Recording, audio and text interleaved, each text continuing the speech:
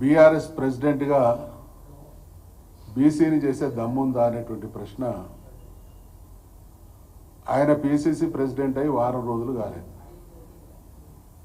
వారం రోజులు అయి కాకముందే ఈ దమ్ముందా అనేటువంటి మాటల ప్రయోగం మంచిది కాదని ఒక సీనియర్ రాజకీయ నాయకుడిగా నేను వారికి సూచిస్తా ఉన్నా. ఇవాళ కాంగ్రెస్ పార్టీ చరిత్ర, మహేష్ కుమార్ గౌడ్ గారు ఏ party president? Congress party president.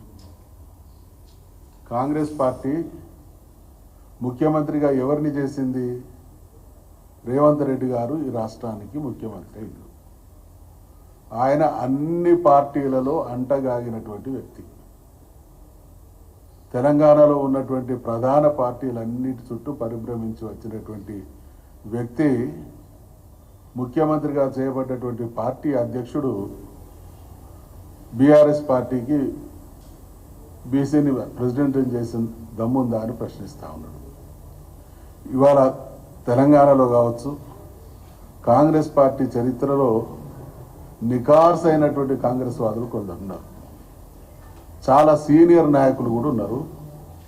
అందులో నికార్స్ అయిన కాంగ్రెస్ వాది తెలంగాణ రాష్ట్రంలో ఎవరు అని అంటే అందరి మనసులో మెదిలే మొదటి వ్యక్తి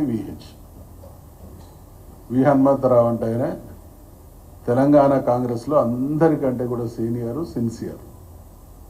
మరి అటువంటి వ్యక్తి ముఖ్యమంత్రి కావాల్సినటువంటి పార్టీలో వేరే పార్టీ నుంచి వచ్చినటువంటి వ్యక్తిని ముఖ్యమంత్రిని చేసి మేము ఏదో బీసీలకు ఉరగబెడుతున్నాం అనేటువంటి విధంగా మాట్లాడుతూ ఇతర మా పార్టీ మీద నింద వేయటువంటి వైఖరిని నేను తీవ్రంగా ఖండిస్తా ఉన్నా, తీవ్రంగా ఆక్షేపిస్తా ఉన్నా.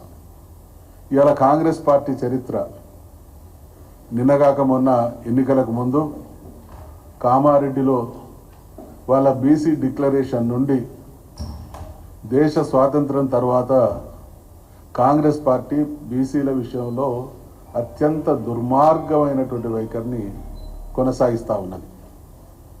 కామారెడ్డిలో బీసీ డిక్లరేషన్ సందర్భంగా వాళ్ళు ఇచ్చినటువంటి హామీలు, వాళ్ళు ఏం హామీలు ఇచ్చిండ్రు, ఎన్ని రోజుల్లో అమలు చేస్తామన్నారు, ఈరోజు ఎటువంటి మీనమేషాలు లెక్కబెట్టి బీసీ సమాజాన్ని మోసం చేసేటువంటి ప్రయత్నం చేస్తూ ఉన్నారో సభ్య సమాజం గుర్తించింది. కాబట్టే తెలంగాణ వ్యాప్తంగా బీసీ కుల సంఘాల వాళ్ళు, బీసీ నాయకులందరూ కూడా ఏకోన్ముఖంగా కామారెడ్డి బీసీ డిక్లరేషన్ని యథావిధిగా అమలు చేయాలనేటువంటి డిమాండ్తో ఉద్యమం కొనసాగుతూ ఉన్నది. ఈ ఉద్యమం ఉవ్వెత్తున ఎగుస్తున్నది. కాబట్టి దాని పర్యవసానమే మహేష్ కుమార్ గౌడ్ గారు ఆ పార్టీ అధ్యక్షుడు కావడం అనేటువంటి విషయాన్ని కూడా వారికి గుర్తు చేస్తూ ఉన్నాం. బీసీ ఈ డిక్లరేషన్ విషయంలో 42% రిజర్వేషన్లు ఇస్తూ ఉన్నారు. సమగ్ర కులగణన చేస్తూ ఉన్నారు. 1,00,000 కోట్ల బడ్జెట్తో 5 సంవత్సరాల కాలంలో ప్రతి సంవత్సరం 20,000 కోట్ల బడ్జెట్ కేటాయించి దాన్ని ఖర్చు చేసి 5 సంవత్సరాల కాలంలో బీసీల స్వరూపాన్ని, రూపురేఖల్ని మార్చుతామనేటువంటి విధంగా హామీ ఇవ్వడం జరిగింది. బీసీ సబ్ ప్లాన్కు చట్టబద్ధత కూడా తీసుకొస్తామనేటువంటి మాట హామీ ఇచ్చింది. ఏం జరుగుతూ ఉన్నది? ప్రతి సంవత్సరం 20,000 కోట్ల రూపాయలు బడ్జెట్ కేటాయిస్తామని చెప్పి అందులో సగం కూడా కేటాయించినటువంటి దుస్థితి. చివరికి ఆర్థిక సంవత్సరం ముగిసే నాటికి వాళ్ళు ఖర్చు చేసిన ఖర్చును చూస్తే ఎంత ఉంటుందో అనేది అప్పుడు కానీ బీసీల విషయంలో వాళ్ళ నిజమైనటువంటి నిజస్వరూపం బట్టబయలుతుంది అనేటువంటి విషయాన్ని గుర్తు చేస్తూ ఉన్నాం. మరి 1871 నుండి భారతదేశానికి స్వాతంత్రం రాకముందు బ్రిటిష్ వాళ్ళు పరిపాలించినటువంటి కాలంలో 1871 నుండి 1931 వరకు కూడా సమగ్ర కులగణన జరిగింది.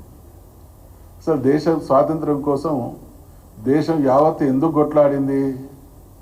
దేశానికి స్వాతంత్రం వస్తే ఈ దేశంలో ఉన్నటువంటి అన్ని వర్గాలకు సమన్యాయం జరుగుతుంది, మా జీవితాల్లో మార్పు వస్తుంది అనేటువంటి ఆశాభావంతోనే దేశ ప్రజానీకం మొత్తం కూడా ఆ చరిత్రాత్మకమైనటువంటి పోరాటంలో పాల్గొన్నది. చరిత్రాత్మకమైనటువంటి పోరాట ఫలితంగా స్వాతంత్రం వచ్చిన తర్వాత ఈ దేశంలో అత్యధికులు బీసీలే. కనీసం దేశానికి స్వాతంత్రం వచ్చిన తర్వాత అధికారం చేపట్టినటువంటి కాంగ్రెస్ పార్టీ ఏనాడు కూడా సమగ్ర కులగణన, బీసీలకు సంబంధించినటువంటి ఆర్థిక, రాజకీయ, సామాజిక స్థితిగతులు ఏంది, ఏ వర్గానికి ఎటువంటి ప్రయోజనం చేకూర్చాల్సినటువంటి అవసరం ఉంది, ఈ మెజారిటీ వర్గాల ప్రయోజనమే దేశ అభివృద్ధికి కారణభూతమవుతుంది అనేటువంటి ఇంగితాన్ని కోల్పోయి ఈ దేశాన్ని పాలించినటువంటి సుదీర్ఘ కాలంలో కూడా వాళ్ళు ఏనాడు ఈ గణన చేసినటువంటి పాపాన పోలేదు.